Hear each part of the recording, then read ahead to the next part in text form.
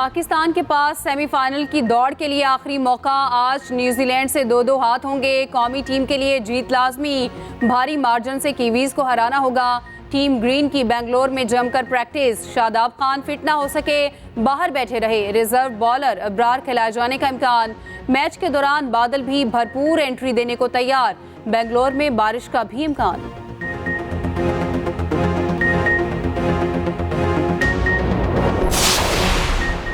दहशतगर्दों का गवादर में बुज़दिलाना वार। पसनी से और मारा जाने वाले सिक्योरिटी फोर्सेस के काफिले पर दहशतगर्दों का घात लगाकर हमला।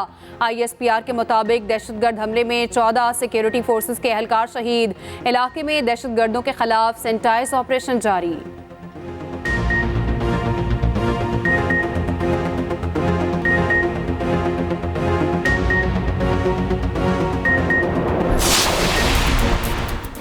सबको इंतखाबात में हिस्सा लेने का मसावी हक हासिल है। किसी सियासी जमात पर इलेक्शन में हिस्सा लेने पर कोई पाबंदी नहीं। जलसों से नहीं रोका। निगरान वज़ीर आज़म अनवारुल हक काकड़ ने कहा है कि इलेक्शन से मुतालिक अदालत के फैसले पर अमल कराएंगे। नई पार्लियामेंट के वजूद में आने के बाद सियासत में हिस्सा लूंगा। सोशल मीडिया पर अपनी किरदार कुशी करने वालों के खिलाफ कोई कार्रवाई नहीं की।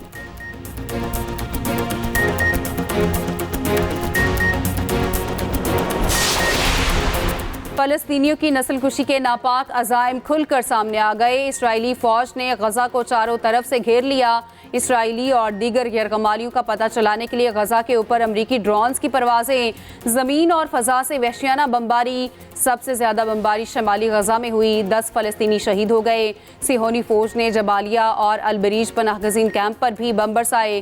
खान यूनस पर सिहोनी फ़ौज ने फ़ज़ाई हमले किए। 24 घंटों के दौरान अक़वाम मुत्तहिदा के 4 शेल्टर्स पर इसराइली बमबारी में 23 फ़लस्तीनी शहीद हो गए। काबिज़ फ़ौज में मस्जिद अक्सा में नमाज जुमा भी अदा न करने दी।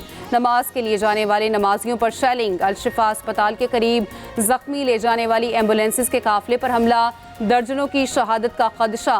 फ़लस्तीनी शहदा की मजमूई तादाद 9300 से ज़ायद हो गई। हज़ारों शदीद ज़ख्मी। आम इंतखाबात 8 फरवरी जुमेरात को होंगे। सुप्रीम कोर्ट का हुक्मनामा जारी। इलेक्शन कमीशन और सदर मुमलिकत में इत्तफाक के बाद अदालत उज़्मा का तहरीरी फैसला जारी। अदालत की हुकूमत को मुकर्ररा तारीख पर इलेक्शन यकीनी बनाने की हिदायत। तहरीरी हुक्मनामे में कहा गया, इलेक्शन कमीशन तैयारियां मुकम्मल करके इलेक्शन शेड्यूल का ऐलान करे। अटॉर्नी जनरल ने अदालत में सदर की तरफ से इलेक्शन की तारीख की दस्तखत शुदा कॉपी पेश की। फैसले में कहा गया, इलेक्शन की तारीख हमने नहीं दी, हमने सिर्फ सहूलतकार का किरदार अदा किया। जस्टिस अतहर मिनल्ला ने रिमार्क्स दिए, सुप्रीम कोर्ट को पता है कैसे अमल दरामद करवाना है। चीफ जस्टिस ने रिमार्क्स दिए, अगर किसी को फैसले नहीं हो पा रहे तो घर चला जाए। अदालत ने आम इंतखाबात से मुतालिक तमाम दरखास्तें निपटा दी।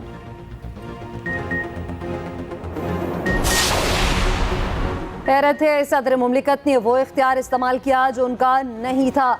इस वक्त के वज़ीर आज़म ने असम्बली तहलील करके आइनी बहरान पैदा किया। साबिक वज़ीर आज़म और सदर ने जो किया वो गैर आइनी था। गैर आइनी तौर पर असम्बली तहलील करना गद्दारी के ज़ुमरे में आता है।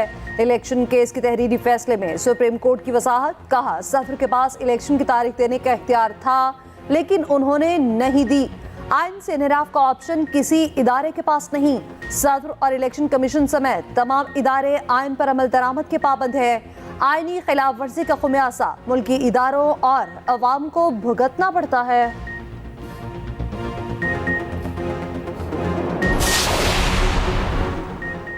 सुप्रीम कोर्ट ने मीडिया को इंतखाबात से मुताल्लिक शकूक व शुबहात के इजहार से रोक दिया।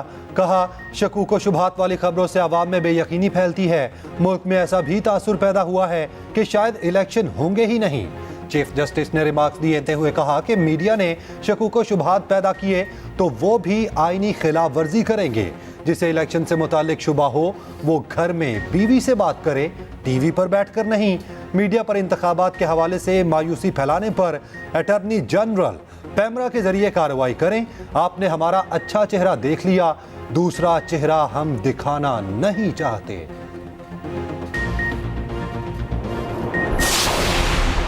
नो लीग इलेक्शन में भारी अक्सरियत से कामयाब होगी। नवाज शरीफ का बड़ा दावा। कहते हैं मुल्क को तरक्की की राह पर गामजन करने के लिए मुस्बत सोच रखना होगी। मैं चाहता हूँ सब मिल बैठकर मुल्क को दुरुस्त सिमत की तरफ लाएं।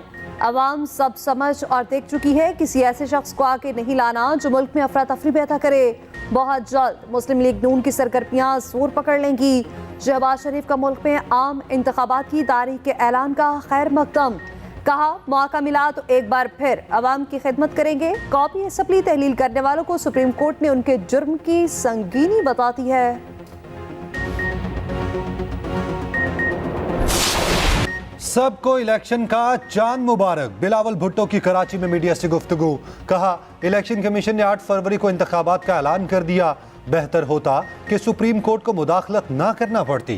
पीपल्स पार्टी को किसी इलेक्शन में लेवल प्लेइंग फील्ड नहीं मिली, इसलिए उम्मीद नहीं रखते।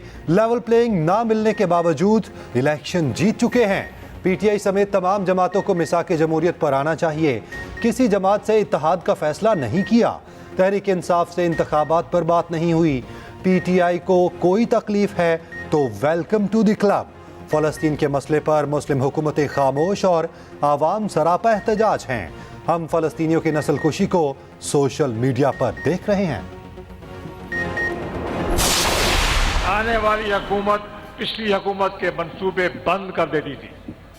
अफसोस कि सियासी जमातों की आपस की लड़ाइयाँ और एक दूसरे पर इल्ज़ाम तराशियों की वजह से बहुत वक्त ज़ाया हो गया और मुल्क को नुकसान हुआ।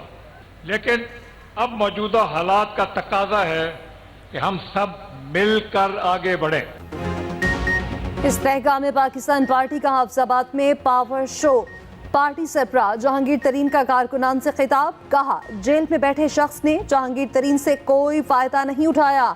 फायदा उठाने के बजाय जहांगीर तरीन के बच्चों पर मुकदमात बनवा दिए। जेल जाने वाले शख्स बड़ा ही बेवकूफ था। मुल्क को सुपरस्टार नहीं सुपर सिस्टम की जरूरत है। हमारी हुकूमत में मजदूर की तनख्वाह 50,000 होगी। 300 यूनिट बिजली के इस्तेमाल पर कोई बिल नहीं आएगा। अब्दुल अलीम खान बोले अवाम से माजी में बहुत वादे किए गए, पूरा एक भी नहीं हुआ। हम अपनी हुकूमत में मोटरसाइकिल सवार पेट्रोल 140 रुपए देंगे। मौका मिला तो बेनजीर इनकम सपोर्ट प्रोग्राम की रकम बढ़ाई जाएगी।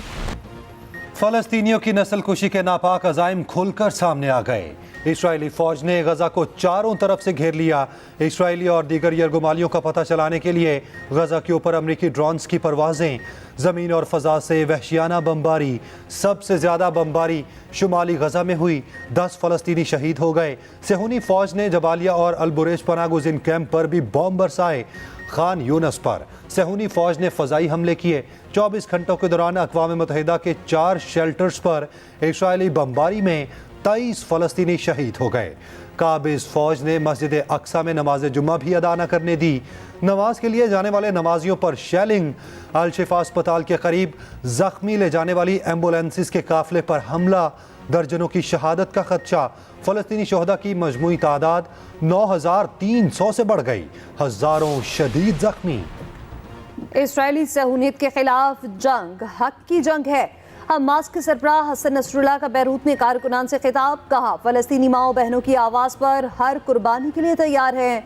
शहीद होने वालों के ख़ानदान से तासीर का इजहार करते हैं।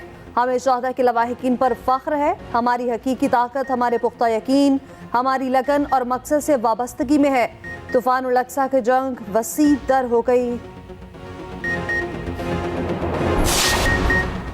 चेयरमैन पीटीआई ने सुप्रीम कोर्ट में दरखास्त जमानत दायर कर दी। दरखास्त के मुताबिक जमानत ना मिली तो नाकाबिले तलाफी नुकसान होगा। गैर मुअय्यना मुद्दत तक किसी को आज़ादी से महरूम नहीं रखा जा सकता। चेयरमैन पीटीआई मुकम्मल यकीन दहानी कराते हैं जमानत मिलने के बाद मफरूर नहीं होंगे। अदालत की तसल्ली के लिए माकूल जमानत देने को भी तैयार हैं। उधर खसूसी अदालत ने चेयरमैन पीटीआई को बेटों से बात करवाने की इजाज़त दे दी।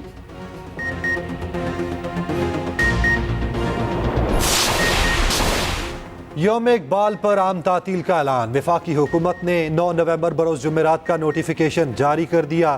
तमाम तालीमी इदारे सरकारी और निजी दफातर बंद रहेंगे। मुल्क भर में तकारीब का इनेकाद।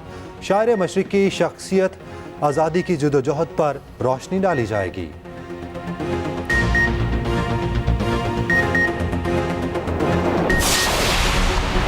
हुकूमत का वर्ल्ड कप फाइनल तक सका अशरफ की मुद्दत मुलाजमत में तोसी देने का फैसला। वर्ल्ड कप खत्म होने के बाद मामले को देखा जाएगा। पीसीबी मैनेजमेंट कमेटी के सरबराह की मुद्दत आज खत्म होनी है। उधर पीसीबी तर्जुमान के मुताबिक कज़ाफी स्टेडियम में ज़का अशरफ से साबिक कप्तान शाहिद आफरीदी की मुलाकात में कौमी टीम की परफॉर्मेंस, डोमेस्टिक क्रिकेट में बेहतरी लाने पर तबादला ख्याल।